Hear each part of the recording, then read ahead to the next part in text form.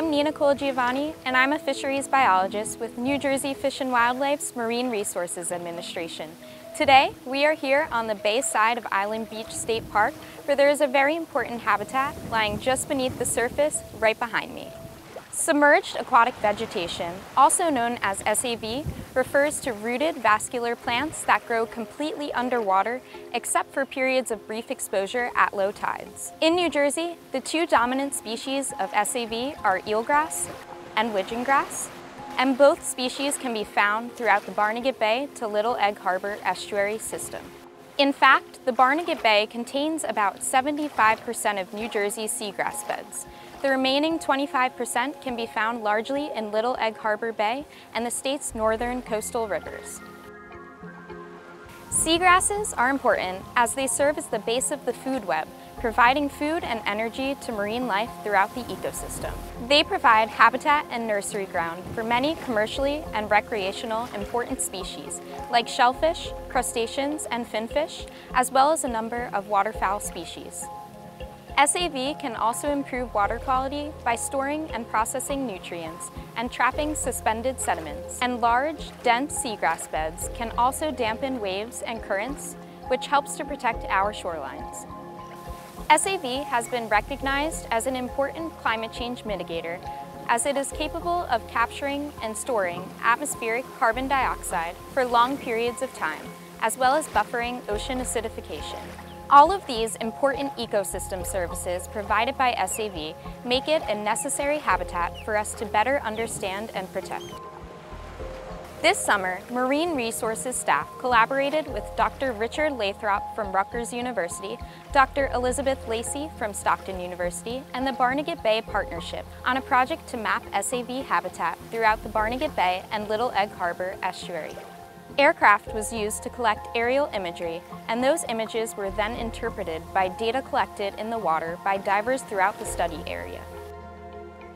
This project was last conducted in 2003 and again in 2009, and the results of this new assessment will enhance our understanding of where SAV is present throughout the estuary and to determine the health of these habitats.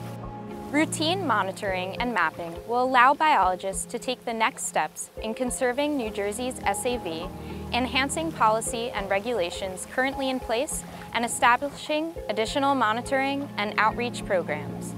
We visited various locations at low tide throughout the estuary. Once we were on site, we tossed a buoy marker and weighed anchor. One diver would then scout for SAV. If it was determined that SAV was present, both divers would enter the water with an L-shaped survey grid to estimate percent cover in 10% increments of eelgrass, widgeon grass, and macroalgae to compare with the aerial imagery. Our sampling grid was composed of 8 quadrats. One diver would start at the first quadrant while the second diver would start at the 8th, before both meeting at the 5th quadrant to sample together for data accuracy. At each sampling grid, a handheld GPS unit was used to take a compass reading at the left-hand axis of the sampling grid. All estimates were verbally relayed to staff on board our skiff, who recorded the data. Waypoint 12, 0012. Then, it was time to visit the next station. Although SAV provides many important benefits, there are also many threats that this habitat faces. Algal blooms can prevent sunlight from reaching seagrasses, reducing their ability to photosynthesize. SAV is also sensitive to storms and floods, which increases the amount of suspended sediment in the water and can decrease water clarity. An increase in the frequency and intensity of storms can also have negative effect on SAV.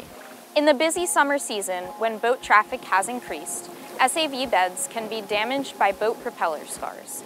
These scars can make it difficult for SAV to recover, and the scars can persist for years.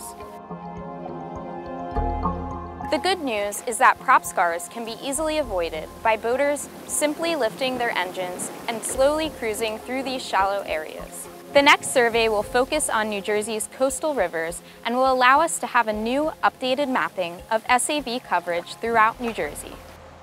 These mapping efforts will allow DEP to take important next steps in conserving and protecting these critical habitats.